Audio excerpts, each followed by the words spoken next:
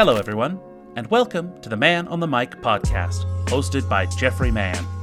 This podcast is dedicated to honest discussions that inspire, connect, and bring out the best in our guests. Now let's get started with the show. Here's your host, Jeffrey Mann. Hey, welcome everybody back to another episode of Man on the Mic. This is a special episode today, a little bit different. I have 3 guests today. We're going to get into it, real conversations. We're going to joke, we're going to laugh, we're going to cry, we're going to call some people out. So before we get started, I'm going to start with my boy Ty, have him introduce himself, and we'll just go down the line real quick. Hey, what's up? I'm Ty. You know, some of y'all might know me as Ty Buckets. Great to be here. Hey, my name's Cash from Jackson from Southern California. My name is Silas Moore. I'm from the Bay Area. Awesome. Well, thank you guys for all joining me today. We're going to dive right into it. So all 3 of you at some point attended BYU Provo or BYU Idaho. I'm going to take an assumption all 3 of you are members of the Church of Jesus Christ of Latter-day Saints. So I kind of want to start with this angle. For each of you, and Silas, I'll start with you. What does it mean for you to be a member of the Church of Jesus Christ of Latter-day Saints? Man, for me, it just means being a disciple of Jesus Christ. Just trying your best. When you mess up, you repent. And just keep treating people the way Jesus would want you to treat them, and just keep reading the Word so you know what the Lord wants you to do, and praying to the Lord every day, trying to get inspiration and revelation, and just trying to be a good person. Simple as that. I love that. Love that. Ty, what does it mean for you? Since I'm a little newer than everybody else, just staying true to the Word, true to the doctrine, following Christ, just like Silas said. You know, being that shining light that the Lord needs sometime on the earth. Okay. Cash? Yeah, I agree with all my brothers. Biggest thing is being a disciple of Jesus Christ and remembering it's all about progression. I think people get too caught up in like the cultural part of it is we're going to do all these things because we've always done it, but just remembering it's about getting closer to Jesus Christ, and those moments when we fall back, we get back up, we get closer to him. That's the biggest piece for me about the gospel of Jesus Christ and just being a disciple, member of the Church of Jesus Christ of Latter-day Saints. I love it. I think the big thing is just understanding we're all going to make mistakes. None of us are perfect. That's why we're here, to learn and to make those mistakes so that we can come better each day. I'm curious for you guys. For work, I'm able to travel, and I've been in some different communities in different states, and it seems like there's a different culture to the LDS group here in Utah. And for you guys that have moved to Utah and been a part of that, what has that been like to experience? I'm not gonna lie. I've heard about Utah Mormons. I didn't know it was a thing till I got over here. I'm not gonna lie. Here's a funny thing. Like, one thing I started saying with my companion on my mission because for me, in my opinion, when the people that I've seen, not everybody's like that. Not everyone in Utah is like that. But there's some people, they judging you where you at. And there's some people, like one thing that I've seen in some people's family dynamic, the issue is they teach the kids about the commandments without teaching them about the love of God first. So if the kid don't know about the love of God first, when they mess up, they're gonna be like petrified. You know, then they're gonna feel a type of way. They might feel judged, and then eventually they're gonna kind of put away their faith because they think it's too much. But when you started out with teaching your children about the love of God and who Jesus is and why he did everything that he did and why he paid for your sins, then when you mess up, you're like, okay, yeah, I mess up, but we're gonna keep moving forward. You know? And so some people who don't really get that, I mean, that's people everywhere. Everybody's different. But the people that I've seen that I would probably, you know, maybe coin like Utah Mormons who don't really get it. Yeah, I mean, those people exist. But like for me, you know, one thing I started saying as a joke, I was like, oh yeah, like those people, them some Mormons. I'm a member of the Church of Jesus Christ of Latter-day Saints, you know. There's some Mormons over there, you know. That's crazy. But at the end of the day, it's like, you know, that's a crucial part. If you don't build it on Jesus Christ, you miss the whole point. And that's when you lead to people do things without actually being happy, you know. The people they feel like, oh, I didn't really feel it because you wasn't really trying to connect with the Lord like that. You was going through the motion, you know. Obviously, you're not going to feel nothing if you don't really understand why you're doing it and who you're doing it for, you know. That's kind of my that's take big on time. Cash, I got a question for you. One of the things in the Mormon culture and religion is they don't drink coffee. Yeah. Don't drink tea. They try to abstain from a lot of caffeine. Mm-hmm. But as we both know from the times we spend at the gym, what is the difference between a kid who says, I don't drink coffee, but chugs an energy drink or a Red Bull right before he goes to the gym? Yeah. I think everyone has their own personal relationship with Jesus Christ. I think the word of wisdom is super important. I think people have different relationships with that. In my own opinion, And what I've come to understand with Jesus Christ is it's an addiction part of it. If you can go and drink an energy drink and you're fine and you can go a day, 2 week, month and not do it, I think that's great. I think if you have to get up and you're like, I need to take my energy drink or I can't work out or you have to take multiple a day, I think that's where it changes. So same thing with coffee, tobacco, all those things. I think the biggest thing is, are you addicted to it? Do you need it? Are you going to rely on that more than you rely on the Savior, Jesus Christ? Rely on just waking up that day. If it's something you have to have, I think that's where the problem stems from. Okay. So let me ask you this. Let's go a little bit deeper. What is the biggest food item that you are addicted to? Ooh. I know, that's crazy. I'm going to be honest. It's sweets. Just in general, I don't know if it's a specific food item because I'm not a big soda drinker. I don't drink soda very often. Okay. I can't finish a can of soda, but my boy CJ out here posting about crumble cookies and they post the pies. I'm about to get a pie after a workout. I'm telling you, my family's big on like chocolate cake, cookies. I always have a pack of cookies. I went and bought one of those Ninja ice cream makers, telling myself I'm going to be super healthy because I want some ice cream when I want it. Problem is, when I need sweets, I'm not taking the time to make that ice cream. I'm going out and I'm buying something. So I'd say I don't have a single food, but I will buy sweets. And if I'm hungry, I'm buying multiple. Okay. So for me, it's just any kind of dessert, sugars, things like that. Okay. Ty, am I the only one who thought he was going to say rice? I said, my man said sweet. I thought some shrimp fried rice was going to be in there. Something, brother. Nah, dude, we do white rice, little furikake, little seaweed on there, baby. Hey, now to the people out here that know me and know how much I eat candy, you hear he said if you can't go without it, I can go without it. Just to let y'all know that. That's a lie right there. Ooh, you cannot go without that candy. You eat so much candy. Hey, we're I almost dropped the bomb now, brother. So Ty, here's a question I want to ask you. You are new to Utah and to the Mormon religion.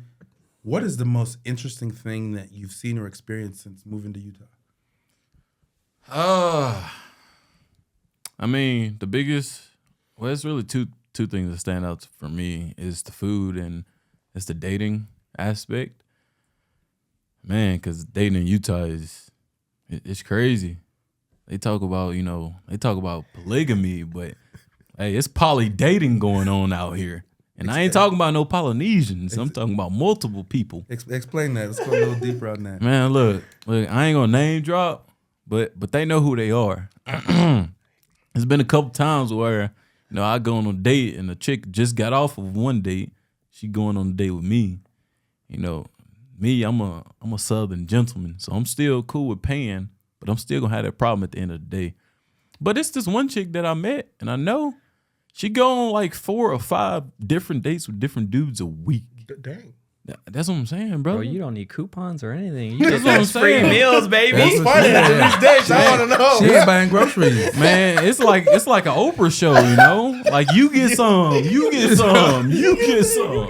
It's crazy, but like, even though she said like nothing really be going on, literally I know for a fact that she was making out with at least 2 of these dudes. So it's like, I mean, it is what it is. That's why I'm really picky on who I choose to date and who I choose to like kiss. So, yeah. So let's dive into that and the culture of dating, and then what is the ideal female in your life? Well, if we're talking about physical aspects, you can never go wrong with glasses, big sweater, and messy bun. Hint, hint. You know who you are.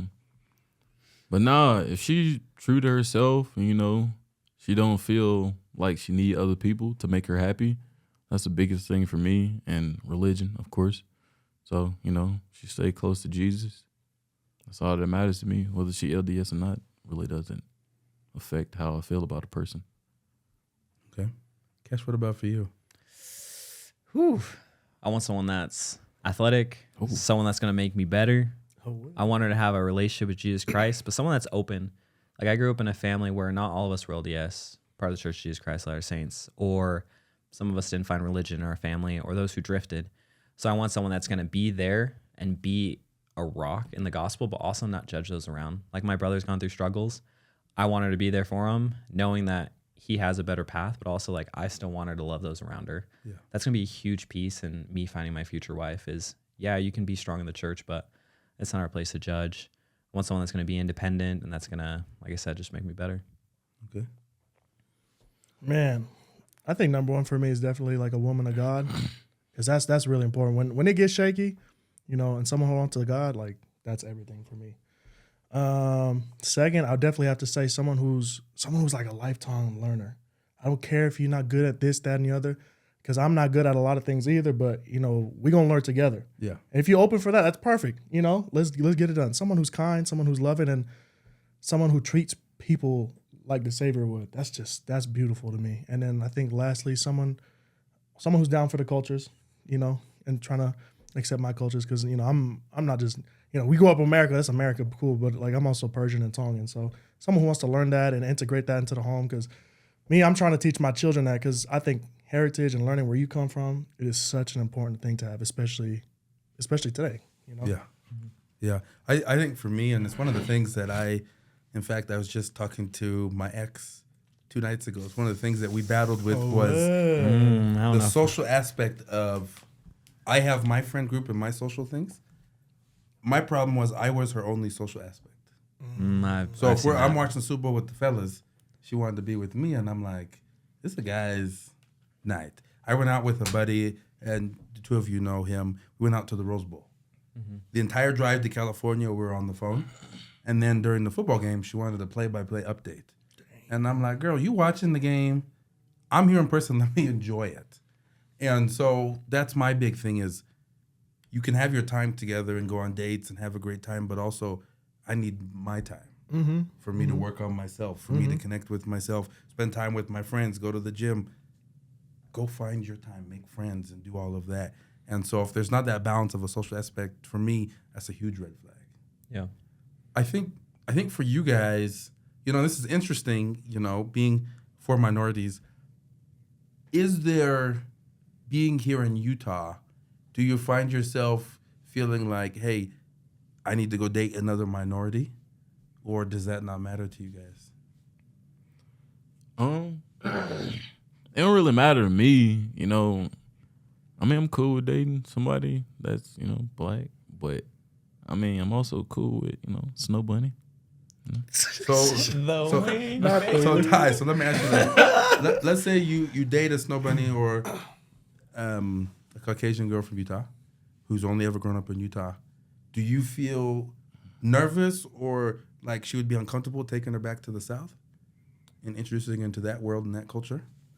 So, interesting thing. So, when I meet a chick, I throw a couple racist jokes out there just to see, like, if she's open-minded. If she laughs, okay, we good. We can move forward.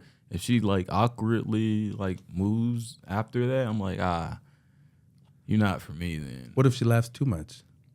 Well, then I'm going to have to She's check actually her. racist. She's like, yeah, actually, I was thinking about that. I agree. Hey, Where's my purse? that's crazy. She's like, I wonder if you thought it too, baby. That is wild. Wait, Jim Crow still is in effect, y'all. Let's Bro, he didn't argue with that either, though. So Cash, you are like a melting pot of Asian, Black. Is there some Polynesian?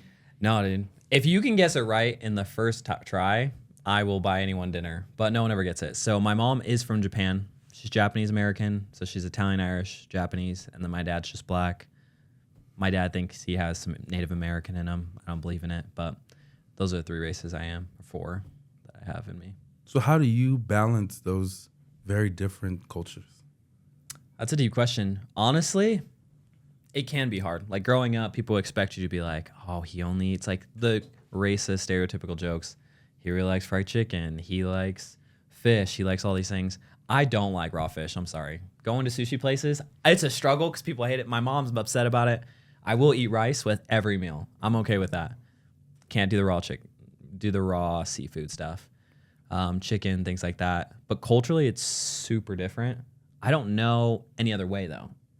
Like, those who grow up in Utah, like, are they going to do a difference? If they grew up in California, I don't know culturally a difference between it. I know I love all the cultures that I have invested in, that I have inside of me, my bloodline.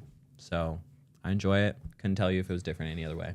See, we know which culture he, has the most of, because you saw how that chicken word slipped out like that.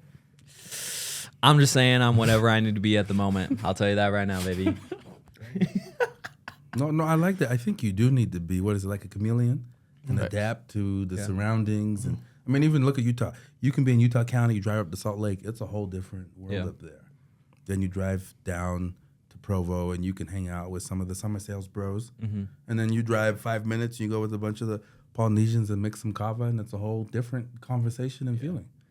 Yeah, and I would say too, like my culture doesn't fully define me either. I'm an individual person, and I love how my culture affects who I am, but also like I'm Cash. I'm the way I am, and that makes a huge difference for me. I love that.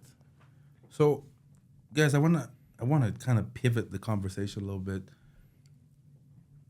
and have a little Oh. bit of fun. You can see his face. Okay. Jeez. So I guess my first question is gonna be, they leave the glasses on. It's gonna be a good one. Oh, let me prepare my face because if you ask any of my friends, I can't hide anything from my face. So my reactions are bad. So I'm gonna try to prepare myself for these questions. So and I want you guys to be honest when I ask this question. What is the number one thing that annoys you about Utah culture? Closed-mindedness. Elaborate. The Heretic, for example. Woo!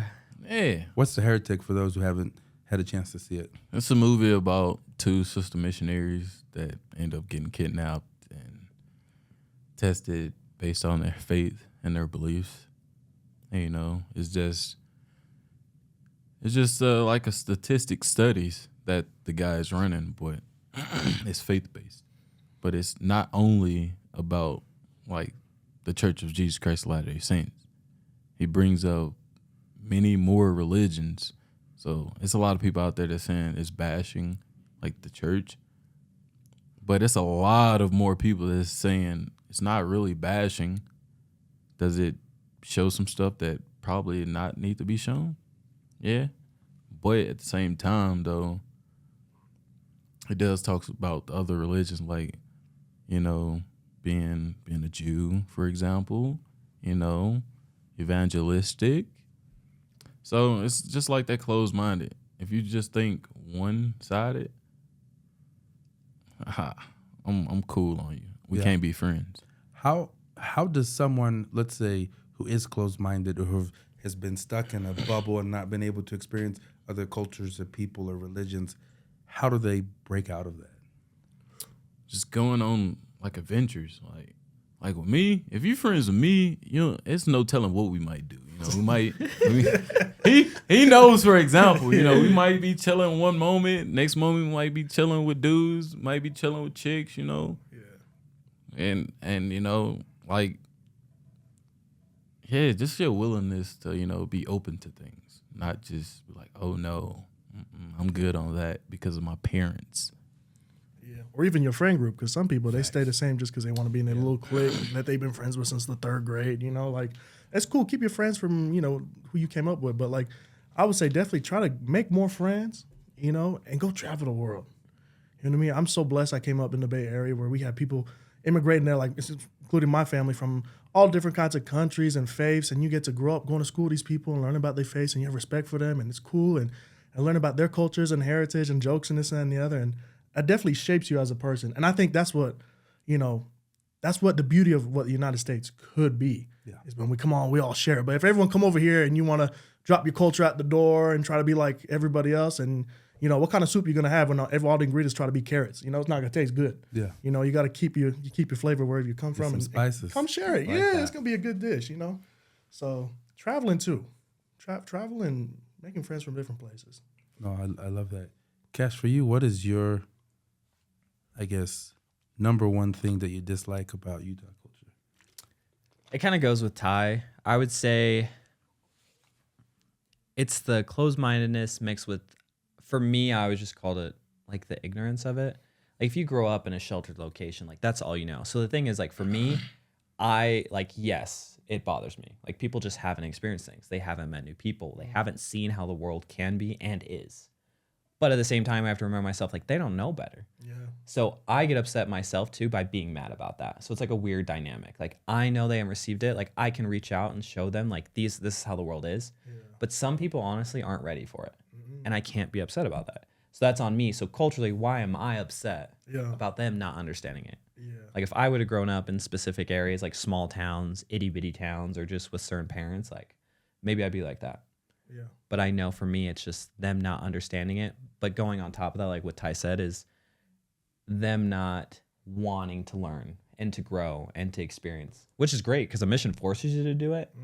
But even then, I've seen people out there so close-minded, like, this is exactly how it's going to be. I'm like, it's going to be a rough life, brother. It's going to be a rough life. And teaching people, you're not going to relate to people. No. So in general, it goes with what Ty said. But I have to remember too, at my, like, think about it myself. Like, I can't be upset because they don't know better. Yeah.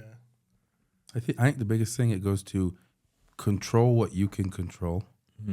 And if you aren't doing your part in sharing about your cultures, your values, where you come from, then people aren't going to learn. And we come across a lot of kids that just really haven't been places, or seen things, or willing to try different foods. I mean, don't get me wrong. I've tried a lot of different.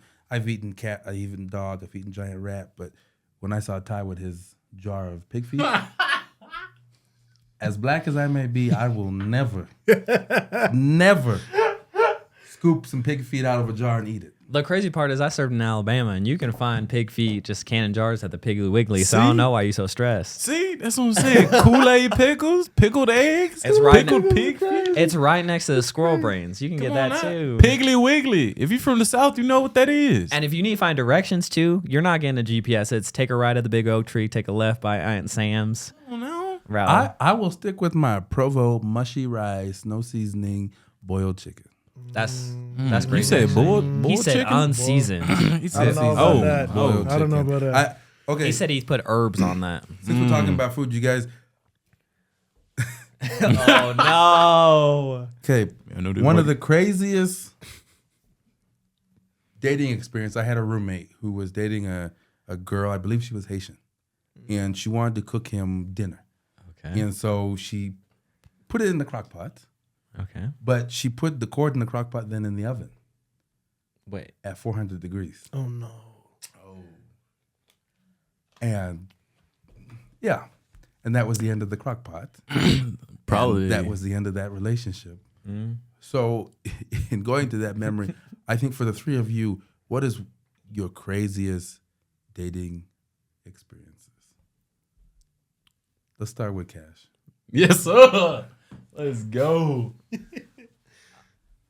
I don't date often, I'll tell you that. So my stories are real narrow, so hopefully this person never puts all the pieces together. I'll just put in very vague scenario. I just dated someone. We went on dates. We weren't dating. And they lived 3 to 4 hours away from me. And we met on Mutual, good old Mutual for Utah. So if you're culturally understand that. And they wanted to go on dates, and I was like, sure. And I was like, I'm not driving to Boise though, because I don't really know you. They drove down. Dang. We went on a date or I two. want some of that cash. They went back. They came back. We went on a couple dates again. They wanted a DTR. I said, we're people going on dates. And yeah, and they're like, so we're not dating. I said, no, ma'am. And they would not let it go.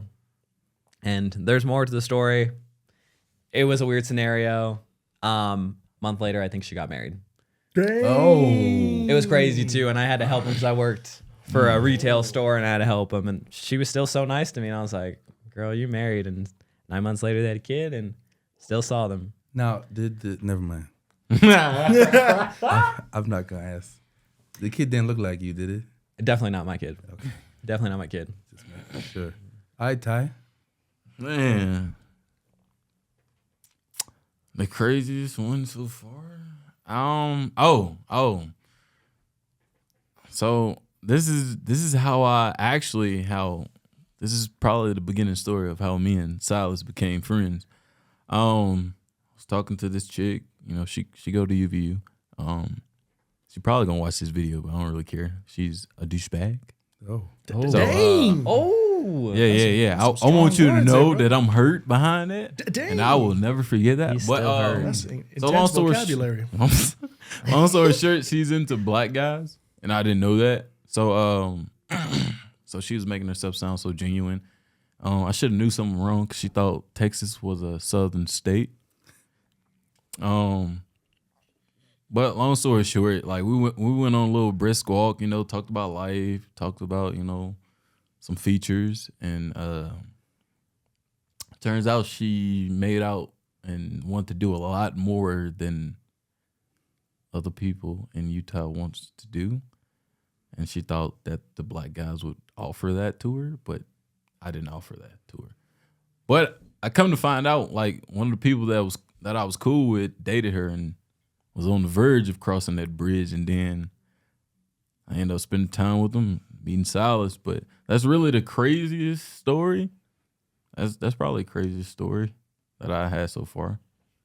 So Oh, here comes a question. He took the glasses off. You see that? I'm gonna put you on the spot right here and give you a challenge.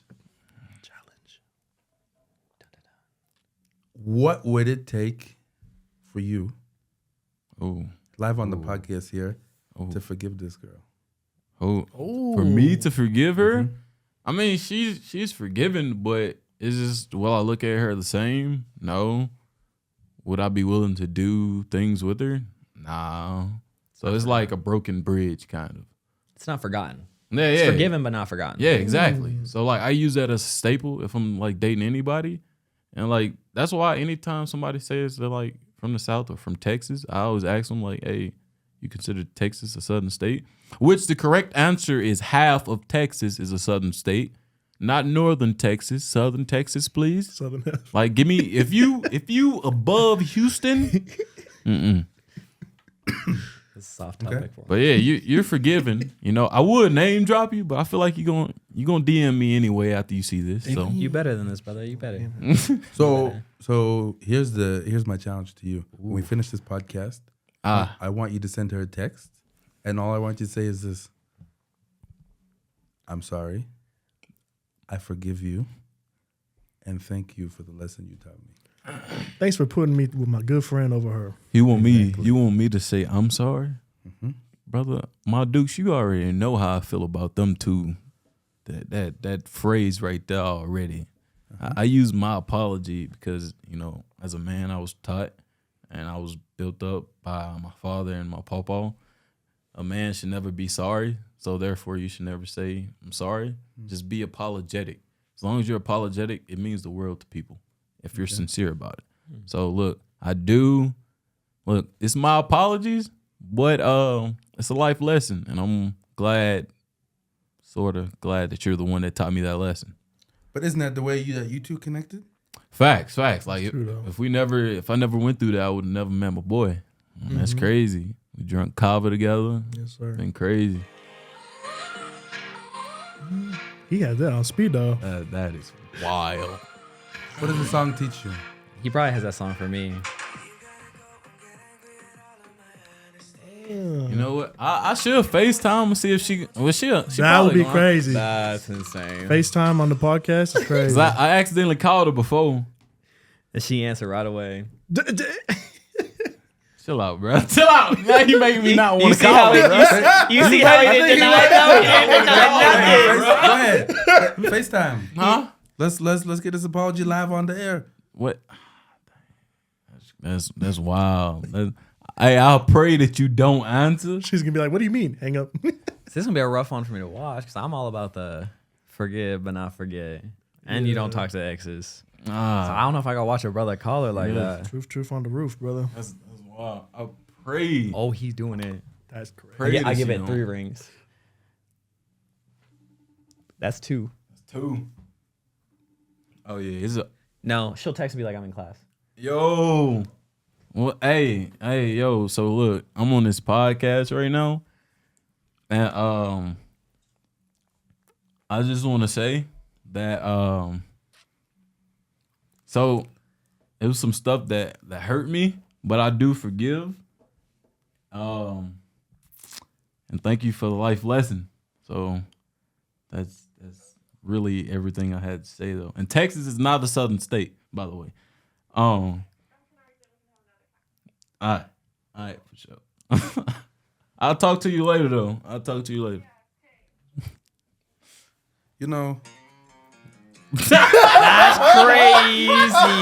That's crazy. Bro. The fact that she picked up though. I told you she was. Because I told her that I would never talk to her again. So I thought she probably lost my number or something. so the reason I'm playing this song She ain't had and with you this blocked. experience we went through is, why is it that truth hurts the most? Why is it that when we're honest and we're open with people, it hurts them worse than if we had just lied to them? Because I feel like that comes from a sense of speculation. Because we kind of figure, we always assume how a person would feel based off like past experiences or past truths that we have told the person. Like for a person, example, for a person that's coming out the closet, that's, that would be hard for them. It would be harder for them to tell the truth because they would assume that people wouldn't like them or they'll lose everybody. When, like most times, in most cases, like I'll give like a 7 out of 10, people still accept you. It's true. What do you think? I think people get upset, honestly, because, I mean, they expect better and they have their own, maybe not better, sometimes it's better, but sometimes they have their own perception and assumption of how things are supposed to go.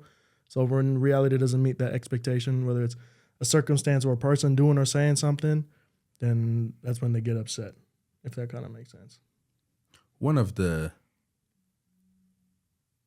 all the people in my life and that I've met in the past year, there's only one person who speaks complete truth and holds nothing back, doesn't sugarcoat a thing.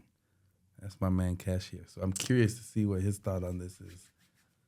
Rephrase the question, was it? So why is it that when you share the truth with people, it hurts worse than if you just lied to them? Honestly, I say most people aren't ready for it. Like, I ask some of my friends, and like people know me, like I am pretty honest, but they know when to ask me for truth and when not to ask me. Like, if they're ready for the truth, like things they want to change, they'll ask me. But when they're not ready, like it hurts because you have to confront that truth. And also, like, some people just don't take it well. They don't take feedback well. Like, I work in a company where we have to consistently give coaching and feedback. But people have always learned that receiving truth, receiving feedback is something like attacks you. It's an ego. It's a personality. Like, you're not good enough. But really, it's just, hey, I was hurt by this. And some people will like get offended.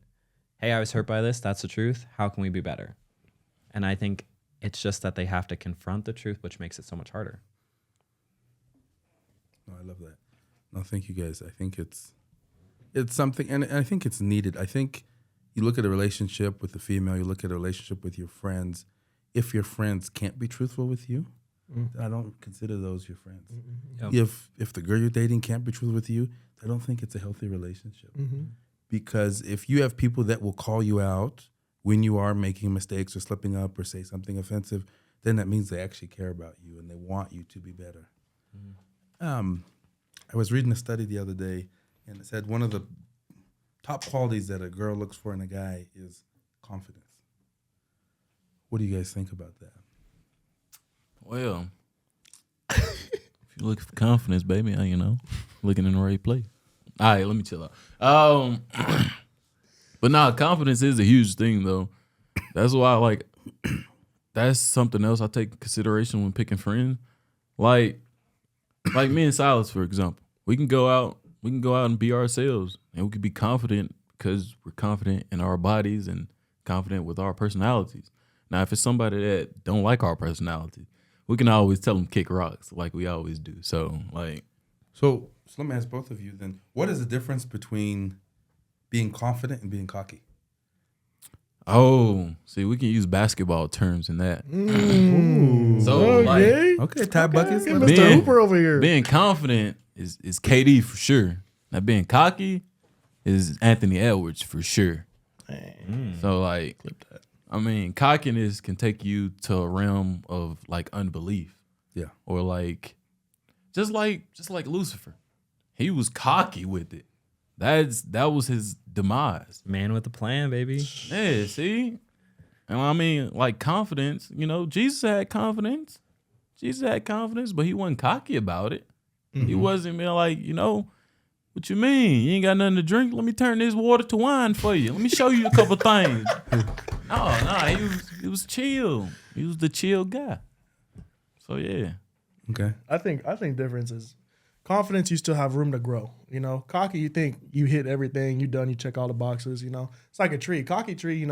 It get up here, it's like, all right, I'm done growing. Confidence tree is like, I'm good with what I have. I know what I have. I'm happy with it, but there's still a place to grow.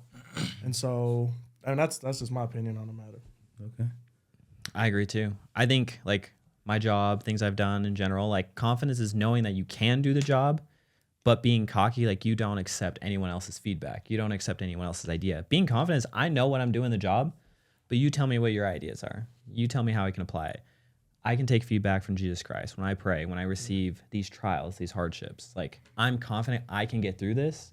Cocky is, oh, you can throw anything you want at me. I can do anything, but also like I don't need your advice. I don't need your help. I don't need the Savior there with me. I don't need my friends giving me advice. Like I don't need anything. That's cockiness to me. I like that. I think, going back to basketball examples, I think sometimes we start off confident in ourselves, and then we end up becoming cocky, and we have to pull ourselves back. Mm-hmm. I mean, I look at Cash was guarding me last night, and I was confident because I kept scoring. Barbecue chicken the first game. It's true. And then I shot an air ball. Yeah. And I said, I got to come back to reality real quick because we find ourselves getting to a spot where we're comfortable, but we're not uncomfortable. Mm-hmm. And we got to pull ourselves back every time. And that was me last night. I thought, I can't airball again. And you start feeling yourself too much. And I think that's what life is about. I think that's what we experience every day and all the things that we do. And I think the big thing, and I've learned this the past years, if we stay somewhere where we're comfortable, we'll never grow. Mm-hmm. But if we're willing to be comfortable being uncomfortable, that's where the most growth happens. And so I'm curious for you guys, and we're getting towards the end of the year, what is the biggest thing for you that has made you uncomfortable this year, but you've benefited from it? Oh, I mean, pretty sure everybody gonna know what I'm about to say, but becoming LDS, a member of the Church of Jesus Christ of Latter-day Saints. I mean, it taught me because I never knew how much hateful feedback I could get, but I got a lot of negative feedback from it, from like the first video I dropped till like literally a day after my baptism, I got hate texts and stuff. So, I mean, I'll say joining the church is my biggest thing. I think before we go to Cash, I think that reminds me of, I think it was Joseph Fielding Smith said this. He said, the nearer a man or a woman comes to God, the greater power made manifest by the adversary to prevent the accomplishments of that person. So the closer we get to God, that's when the devil starts working. You know what? I got an even better one, though. Okay. If you know me, you know where I'm finna go with this. So we all know Paul, but before Paul, he was Saul. Mm-hmm. So even when Saul had first converted, like the Christians, they persecuted him because he was the one that was, killing them and just like doing bad things. So like that goes hand in hand with what you said, and that's why I always relate like converts to like Saul. And it's true. The closer you get to Christ, the more hardships and battles you face. And I think Paul also can teach us what you talked about at the beginning of the podcast as being when you're closed-minded. Because Paul, he talks about to the Jews I became a Jew, to the weak I became a weak. Whenever he taught in a city, he would reference the poets in that city. Why? Because he understood the people in those cities would relate to that, and they respected those poets. And how do they want to reach their hearts? He's not going to step into someone's city and force them to listen to everything he has to say. He's going to use their own poets and their own senators and whoever it was, their words, because he knew the people would listen and that would pique their interest, and now he had their attention. And so I think Paul is a great example, especially for people in Utah County in Utah culture. Look at his life. Look where he started. Look where he ended up. But look at his teachings, because there's so many different lessons you can take if you're willing just to read and to understand. Cash, for you, I think what's the biggest thing this past year that has made you uncomfortable, but it has shaped your life or helped benefit your life? Yeah, I would say one of the biggest struggles I have, I get super comfortable in where I'm at. I'm confident where I'm at. Like, I like my job. Got a church calling. It's a church calling I've had before. I like my lifestyle in general. So President. I got released. So I trying to decide taking a new job, which has been recent. And I was good at my job. Like, I was known for being good at my job. And so I recently took like a regional position for my company. And it's kind of crazy. Like, when you go from something you're good at every day and you can just walk in, you can leave early, you can do all these things and everyone knows you're good at it, to a position like you have to impress people around you. You have to teach and train. You have all these things that people are looking down on you. You go from being the top dog to like, you're still the top dog, but everyone wants to know if you're going to make a big difference around. And so I think that was a big change for me. Going along at the same time, like, I got a new calling at church. I decided to go on a trip with, I know one of my buddies from church and then a guy I kind of know. And I was like, I decided to go to Greece for 14 days with them. So I did all this transition within probably a month of each other. But I hit a point in my life where I said, I'm too content where I was in life. So I need to upgrade my career. I need to be open to church callings. I need to be more open to traveling, seeing the world, seeing God's creations. And so that's something I've been trying to do. Meet new people. Like, I've met a lot of new people, and I'm more of a social homebody. Like, I want to stay at home, watch a movie, chill, go hot tubbing. But I'm like, Friendly cuddle. I've never said that. But I need to get up and go do things. So I think pushing myself to be uncomfortable has been a big thing for me in the last month. And I'd say probably my career choices has been a big change for me. Love that. Yeah, mine's a little different. This year was the year I moved to Utah, and so I grew up with grandma's cooking. So I'm not glad. I didn't know how to cook when I came out here. You said top ramen. Yeah, it was Top ramen for the win. Put some eggs inside. It was top ramen. I'm not gonna lie, but I was like, this not healthy. I can't be having top ramen every night. Can't be having chicken nuggets every night. McDonald's chicken nuggets. They're really good. They're really good. So I was like, let me start cooking for myself. And so I go to the store, just get a couple ingredients, mess up a couple steaks, mess up a couple dishes, and then eventually, I don't know. I think we're pretty okay. I'm on my way. What you think? Yeah, you on your way. Hey, if you see some of the stuff me and this boy cook up, man, it's crazy. Not one invite. Not one invite. I mean, it should be like 2 a.m. It'd be 2 a.m. I'm in bed. Wait, exactly. Is that before you go to the gym? All right. Sometimes. All right. Sometimes I can't sleep. 3 bro. a.m. Fighting demons, baby. Fighting Demons. Getting ready I be for deep in Thanksgiving. thought sometimes, Get bro. ready for that Thanksgiving feast. Hey, He you said gotta pig get feet for days, Yes, baby. sir. Hog ham, Dang. Yeah, I got Black eyed peas. ham hogs. they ain't got no chitlins out here in Utah, so No, we got J-Dogs. that ain't Bro, chillin' some J-Dogs. J-Dogs. that- Glizzies for days. Nah. See, I ain't no GG. I ain't no glizzy gobbler. So Bro, I'm all about that crawfish etouffee from the South. I'm more a Louisiana kind of guy. see, come on, he knows, bro. He know. He don't know that. He know dumplings. I don't. I served in Alabama. The apostles, they were like, this guy we'll make him speak Spanish, go to Alabama, because they could not figure out my ethnicity. Lord knew. They didn't know. They're like, this Samoan brother going over there. Don't he look like a Sione? Like Sione Taki. You look like Sione Taki. Hey, What up, Sione? Taki, bro. He's like, I just came from drinking kava. Smoke eye mix. Bro, I'm going to be honest. In high school growing up, I would play basketball at different schools. And there's a whole Polynesian ward where I grew up. Dang. And in Moval, everyone in our hometown, everyone thought I was the small Polynesian. So I've never been in a fight, like never thrown hands. But I could talk a lot of crap because everyone knew I was the small Polynesian. And my brothers would fight for me. Not a lick of Polynesian, but they love me. Since when do you talk crap? I have never seen you. This is the pre. Usually he the peacemaker. It's a pre-mission. It was a pre-mission. Hey, listen. The calmest person is the person you want no problems with. Hey, just don't scream at Cash. That's all I know. Hey, Yeah. I don't like to be disrespected. I'll tell you that right now. I have my boundaries, my standards. You can ask my family; they all know it. That's fair. I think we all have them.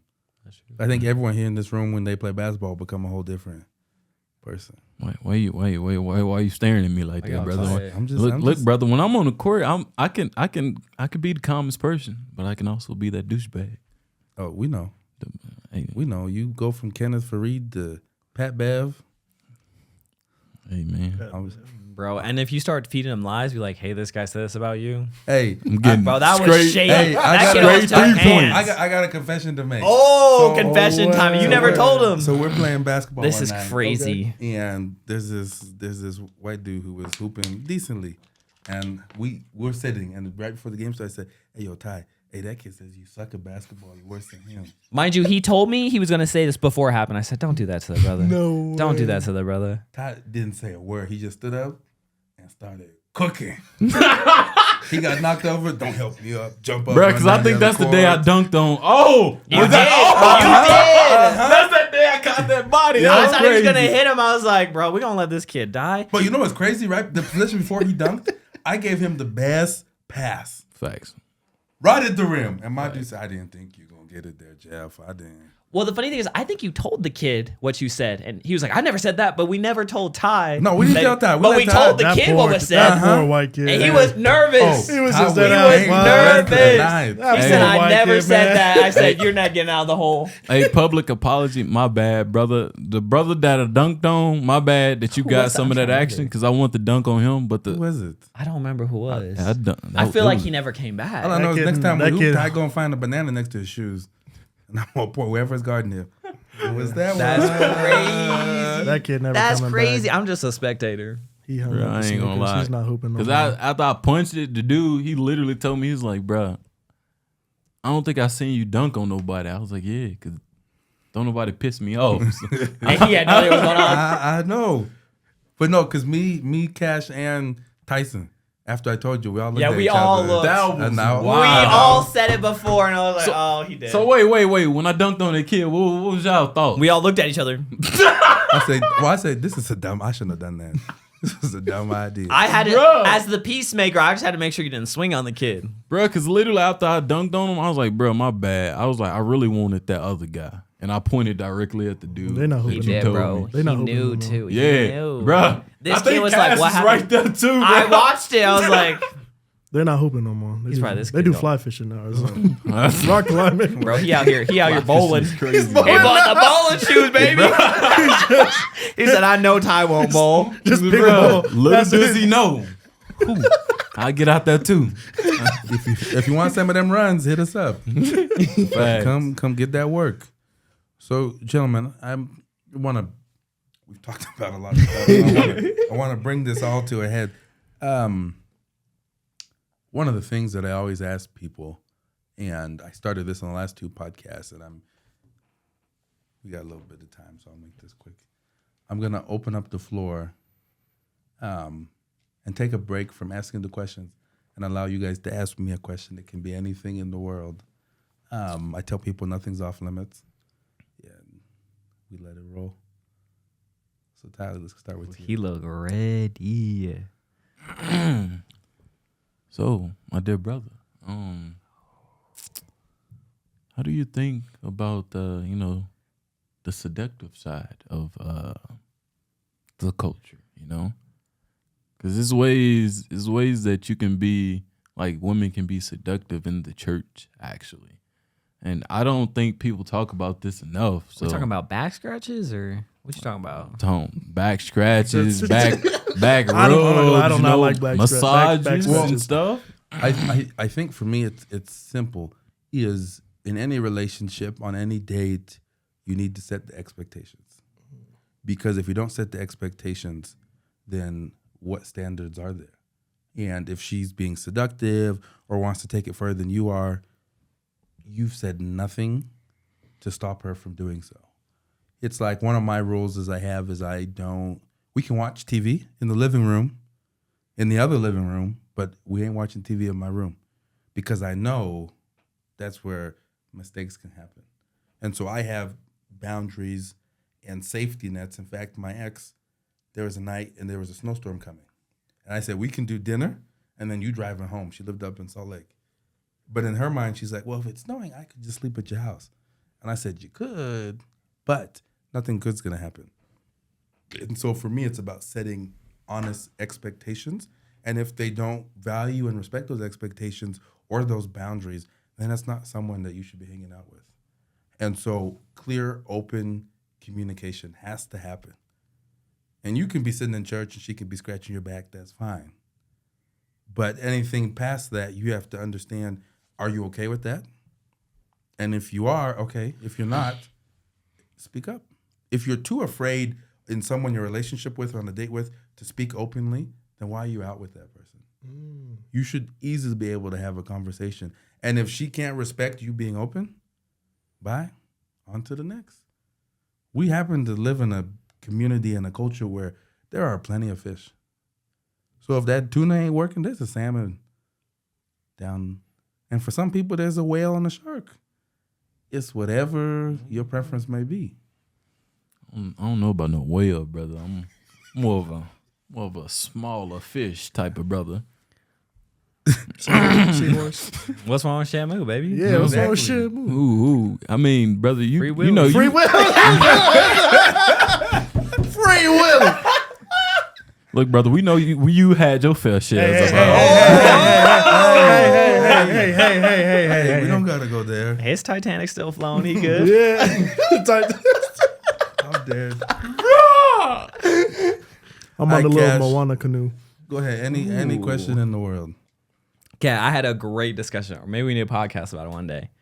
I was talking to someone about becoming who they are. How do you, let me try to figure out how I'm going to phrase this.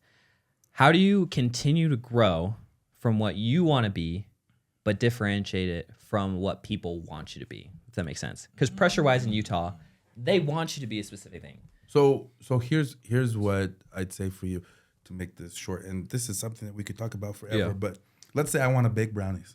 Okay. I'm going to find someone with the best brownie recipe. Mm-hmm. And I'm going to take that recipe. I'm going to follow it line for line. Mm-hmm. I could deviate. And if it doesn't taste the same or look the same, that's on me. Yeah. But there are people out there who are at the level where we want to be. Mm-hmm. They're where we want to achieve. And they have the recipe because they've made it. Yeah. So once you find that person, you find that recipe, why change it? Mm-hmm. I just dive in and I say, okay, just give it to me. And I follow it step by step so I can get to their level. Yeah. And so for anyone out there, if you have a goal or somewhere you want to obtain or someone you want to become or you want to be like, reach out to them, follow them. I had a podcast with an influencer a few weeks ago, and I said, well, which influencers do you look up to? And he listed these off, and I said, how many of them have you reached out to and been like, hey, I want you to mentor me. Mm-hmm. I want you to teach me what you're doing. I'm like, if you look up to them, but you never reach out for any advice or for the recipe, what's the point? You can look at their TikToks for days, Yeah. but I want that one-on-one access where they can look at me and be like, here's what I did. Here's the journey I went through. Yeah. And I hate to say it, for some people, there's a skin in the game that you have to put in. So it may cost you to get this and get access to it. And that's where I've hired, I have coaches and therapists and everything. It's not cheap, but if I want to get to where I want to be and not where society wants me to be, then guess what? I have to invest into myself. And when you invest in yourself, the return can be amazing. Yeah. I'm not saying you pay a coach and you sit back and it does all the work. You have to do the work yourself. Yeah. And if you're not willing to invest in yourself, then do the work, then you're never going to get there. But that's the short version I would say is find the recipe, follow the recipe, and see the beautiful creation it makes. No, I love that. I think that helps the discussion a ton, especially like we have one in Jesus Christ as well. I think people so busy window shopping, like you said, find the recipe, follow it. People can window shop, look at the recipe, they can see the bag they want, they can see the life they want, but they sit there and go, okay, I'll just swipe to the next one. Maybe I'll just find a different life. But people just need it, like you said, just execute it. We have Jesus Christ. We've got people in our lives that we can just grow and learn from. It's simple. Man, I was wondering, based on a mistake you might have made in the last 10 years, what's some advice you give to yourself, your younger self? Be willing to forgive yourself. So many times we make mistakes and we beat ourselves up for it. We lose sleep over it. We don't eat over it. And we keep going back and we keep just beating ourselves up. And then we have to realize that Jesus came and suffered and died for us. He's experienced everything that we're going to go through. He's gone through already. And so the part about repentance is also learning to forgive. Because until you can forgive your own self, you can't ask other people to forgive you. And so the biggest thing for me has learned is just to, and it's not easy, but you have to understand, okay, I made the mistake. A, B, accept it. Because if you keep trying to sweep it under a rug or act like it never happened, then it's still there. And then the third part is forgive yourself. And it may take time. Not everyone can heal overnight or in a week or in a month, but gradually and slowly, as long as you forgive yourself and continue to work on yourself and what you're trying to accomplish, you can get past that. Yeah. But some of us just focus on the negative. I think on the second part of that, the biggest thing I've learned in working with my therapists and my coaches is a lot of people in our society would look at anger as a negative. You get angry, it's negative, it's bad. But what people have to realize is it's actually a positive because it's telling you something. If you're in a situation that gets angry, guess what? Now you know what triggers you. And if you look at it that way and understanding, wait, I'm getting angry in this moment, not focusing on this is terrible, but why am I getting angry? Okay, whatever is getting angry is now what you need to work on, or you need to remove, or you need to be able to change in your life. And so it's a mind shift of looking at something that's, okay, this has always been seen as a negative. What's the positive side of it? And when you do that, it completely shifts the way that you look at life and the way that you look at things. And so I think it's just, it's little things like that if we can tweak or we can look at differently in our lives, it changes the way that we see society and it changes the way that we behave. And so I just want to say thank you guys for coming on part 1 of the podcast. Oh, part 1. Let's go, baby. Over there sound like a black Dr. Phil over there, man. Hey, you are the father. Whoa, where the cameraman's on? Thank you for tuning in to Man on the Mic. We appreciate you spending your time with us today. Remember, our podcast is available on all platforms so you can listen anytime, anywhere. Be sure to subscribe and stay updated. New episodes drop every week. Until next time, keep the conversation going. And as always, stay true to yourself. Thanks for watching.